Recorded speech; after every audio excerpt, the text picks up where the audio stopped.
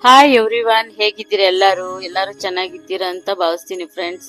ನಮ್ಮನೇಲಿ ಇವತ್ತು Sunday special ಬಾಂಗ್ಡಾ ಮೀನ್ ಸಾಂಬಾರು ಮಾಡೋಣ ಅಂತ ನಾನೇ ಫಿಶ್ ಮಾರ್ಕೆಟ್ಗೆ ಹೋಗಿ 1 kg ಫಿಶ್ ತಗೊಂಬಂದೆ. ಬಾಂಗ್ಡಾ ಫಿಶ್ಶು ಅದನ್ನ ಚೆನ್ನಾಗಿ ವಾಶ್ ಮಾಡಿಕೊಂಡು ಹುಣಸೆ ನೀರಿಂದ 2 ಸರಿ ನಾನು ವಾಶ್ ಮಾಡಿ ಇಟ್ಕೊತಾ ಇರ್ತೀನಿ. ಈಗ ಅದು ನೀರೆಲ್ಲ ಡ್ರೈ ಆಗಬೇಕು. ಈ ಥರ ತೊಳೆಯೋದ್ರಿಂದ ಹುಣಸೆ ನೀರಿಂದ ಹೊಲ್ಸಿರಲ್ಲ, ಏನು ಗಲೀಜೆಲ್ಲ ಕ್ಲೀನ್ ಆಗುತ್ತೆ. ಸ್ವಲ್ಪ ಚೆನ್ನಾಗಿ ಆಗುತ್ತೆ. ಸಾಂಬಾರು ಕೂಡ ಟೇಸ್ಟ್ ಬರುತ್ತೆ. ನಾವು ಯಾವಾಗ ಮೀನ್ ತಗೊಂಬಂದ್ರು ನಾವು ಇದೇ ತರ ಮಾಡ್ತೀರಿ ರೆಡಿ. ನೀವ್ ಯಾವ ತರ ಮಾಡ್ತೀರಾ ಹೇಳಿ, ಕಮೆಂಟ್ ಮಾಡಿ. ನಾವಂತೂ ಇದೇ ತರ ಫ್ರೆಂಡ್ಸ್ ಮಾಡೋದು. ಈಗ ನನ್ನ ಅಡಿಗೆ ಮನೇಲಿ ನಾನು ಏನೆಲ್ಲ ಇಂಗ್ರೀಡಿಯೆಂಟ್ಸ್ ಹಾಕ್ತಾ ಇದ್ದೀನಿ ನೋಡಿ.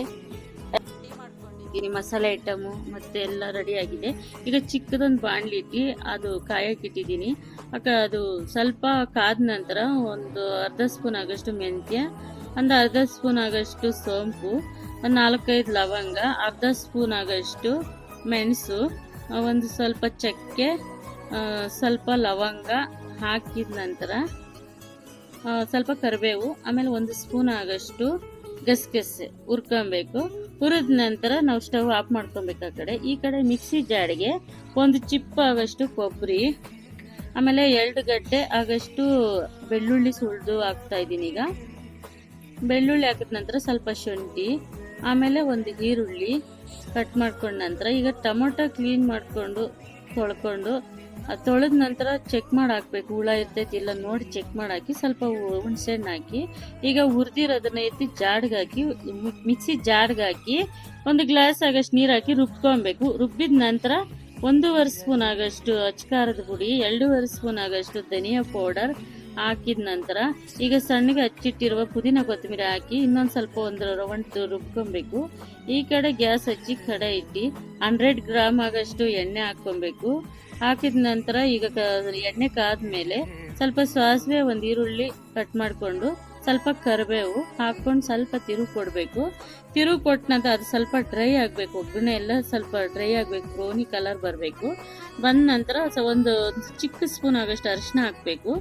ಅರಿಶಿನ ಹಾಕಿದ ನಂತರ ಈಗ ರುಬ್ಬಿರೋ ಮಸಾಲೆ ನಾವು ಹಾಕ್ಕೊಂಡು ಚೆನ್ನಾಗಿ, ಇವಾಗ ನಾವು ಎಷ್ಟು ನೀರು ಬೇಕು ಅದುವಾಗಿ, ಅಷ್ಟು ತೆಳುವು ಬೇಡ ಸಾಂಬಾರು, ಅಷ್ಟು ಗಟ್ಟಿನೂ ಬೇಡ ನೋಡಿಕೊಂಡು ನಾವು ನೀರು ಮಿಕ್ಸ್ ಮಾಡ್ಕೊಬೇಕು.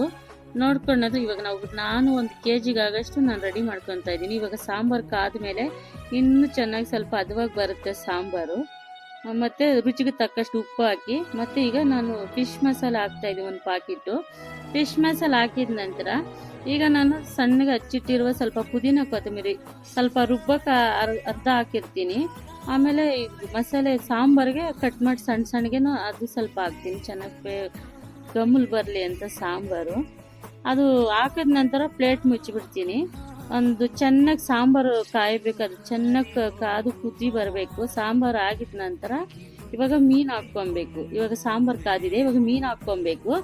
ಮೀನು ಹಾಕಿದ ನಂತರ ಒಂದು 5 ನಿಮಿಷ ಪ್ಲೇಟ್ ಮುಚ್ಚಿ ಮೀಡಿಯಂ ಫ್ಲೇಮಲ್ಲಿ ಬಿಟ್ಬಿಡಬೇಕು. ಮೀಡಿಯಂ ಫ್ಲೇಮಲ್ಲಿ ಬಿಟ್ಮೇಲೆ ಈಗ ಸಾಂಬಾರು ರೆಡಿ ಆಗಿರುತ್ತೆ.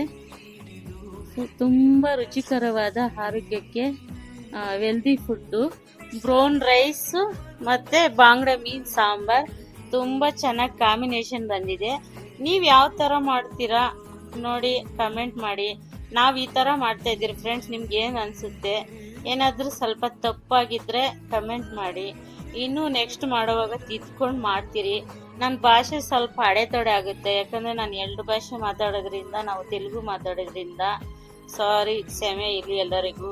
ರುಚಿಕರವಾದ ಬ್ರೋನಿ ರೈಸು, ಬಾಂಗ್ಡಾ ಮೀನು ತುಂಬ ಟೇಸ್ಟಿಯಾಗಿ ನಾನು ತಿಂತೀನಿ. ನನಗೆ ಇಷ್ಟ ಇದೇ ಥರ ರೈಸ್ ಮಾಡೋಕ್ಕೆ. ಬ್ರೌನ್ ರೈಸು ತುಂಬ ನನಗೆ ಇಷ್ಟ. ನಾನು ಇದೇ ಥರ ರೈಸ್ ಮಾಡ್ತೀನಿ. ಯಾವಾಗ ಮೀನು ಸಾರು ಮಾಡಿದ್ರು ನಾನು ಇದೇ ಥರ ರೈಸ್ ಮಾಡಿ, ಯಾಕಂದರೆ ನಾನು ಮಂಗಳೂರಲ್ಲಿ 1 ಸರಿ ತಿಂದಿದ್ದೆ ಈ ಥರ ರೈಸು ಮೀನು ಸಾಂಬಾರು ಜೊತೆಗೆ. ಅದು ಚೆನ್ನಾಗಿತ್ತು. ಆಗ್ಲಿಂದ ನಾನು ಇದೇ ಥರ ರೈಸ್ ಮಾಡ್ತೀನಿ ಫ್ರೆಂಡ್ಸ್. ತುಂಬ ಚೆನ್ನಾಗಿ ಬಂದಿದೆ, ತುಂಬ ಟೇಸ್ಟ್